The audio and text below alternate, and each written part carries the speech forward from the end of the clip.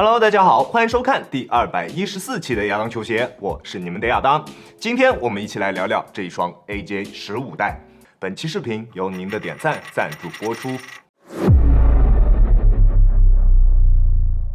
老样子，我们还先来看一下这一双鞋的外观。在外观方面，你觉得这一双鞋可以打几分呢？作为第15代的 AJ 正代鞋款，在外观方面特别的夸张，甚至说它是所有 AJ 鞋款当中外形最夸张的，都一点也不过分。球鞋的外观设计以 F15 战斗机为设计灵感，但是做出来的实物却像极了一个电熨斗。整体的外观说它是独特，倒不如说它是怪异。不管是上脚还是放在那儿，它的颜值都算不上好看。那起码我是欣赏不来的。而在实战方面，我们依旧还是从大底开始说起。大底使用了前后分离式的人字纹纹路，在抓地力方面的表现非常不错。在干净的木地板上面实战，脚底下不会出现多余的滑动，并且它在吸灰方面的表现也非常不错。合理的纹路空隙让它在吸灰方面也有着出色的表现。即使打球的场地上面有灰尘，只需要用手擦拭一下鞋底，脚底下的抓地力就能恢复。整体在抓地力方面的表现非常出色。大底所使用的橡胶硬度也非常高，在硬度计测试下的读数高达70，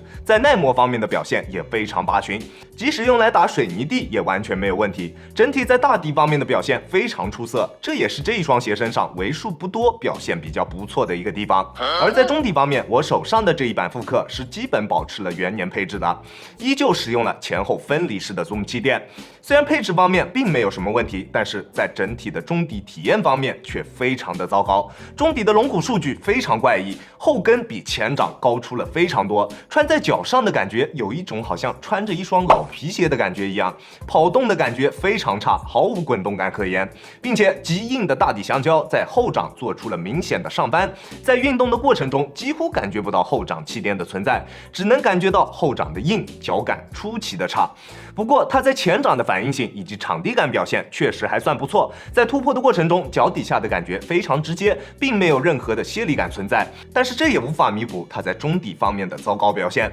在鞋面方面的表现也同样糟糕，不管是在包裹方面还是锁定方面，表现都无法令我满意。为了球鞋的整体外观稍微能够协调一点，球鞋的鞋面高度做得比较高，从脚趾到脚背，在脚的上方都能明显感觉到有空隙的存在。虽然鞋带的覆盖范围非常的靠前，但是前段的鞋带收缩范围太小，以及最后一对鞋带孔位置太靠前，都是这一双鞋的鞋带所存在的问题。拉紧鞋带之后，对于球鞋的前掌包裹以及锁定方面的提升都是非常微小的，在脚踝处也依旧会有明显的空隙感存在，脚在鞋内的每一个位置都几乎有空隙，包裹的体验真的非常差。在实战的过程中，在做变向或者侧向蹬地动作的时候，脚在鞋内会出现非常明显的位移，在急停急起的时候，虽然并不会出现顶脚趾的情况，但是掉跟还是会存在的。在整体的包裹锁定两方面表现都非常的拉胯，非常糟糕，而且在后跟处的大面积 TPU 片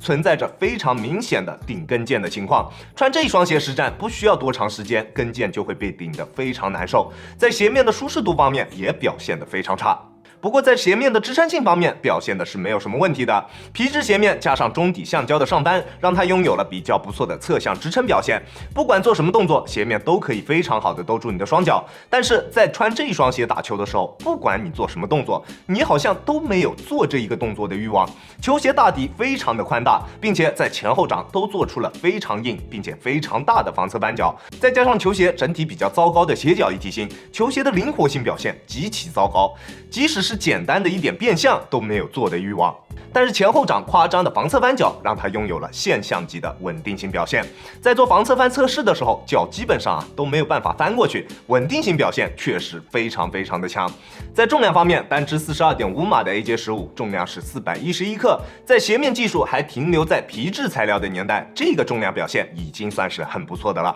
这一双鞋亚当球鞋主观评级 F 级，如果你想要购买这一双鞋进行实战，它是绝对没有任何购买价值的。即使是你想要用它来进行压马路，这一双鞋也并不舒适。这一双鞋的整体舒适性、缓震、包裹、鞋脚一体性各个方面的表现都非常糟糕。不开玩笑的说，甚至连 AJ1 在实战方面的表现都比它更加的优秀。这一双鞋在 AJ 所有的正代鞋款当中，在热度方面也可以算得上是最低的一款。乔丹本人也并没有在赛场上穿过这一双鞋，我相信对于这一双鞋有情怀的朋友应该也不会太多。当然 AJ15 的身上也并没有什么历史意义，没有什么故事，所以这一双鞋在各个方面都没有什么购买的价值。如果你依旧还是要购买这一双鞋的话，在尺码的选择方面，我平时耐克穿42.5，李宁穿42，这一双鞋我选择的42.5，在长度方面还是比较合适的，但是它的包裹是真的差。OK， 这就是本期视频的全部内容了。再次感谢大家观看本期的亚当球鞋，亚当球鞋一切从实战出发，我是亚当。如果你觉得我的视频可以帮助到你，希望你可以关注我，并且顺手给我点一个赞，这就是对我最大的支持了。好了，那我们下期视频再见吧，大家有空来做 ，peace。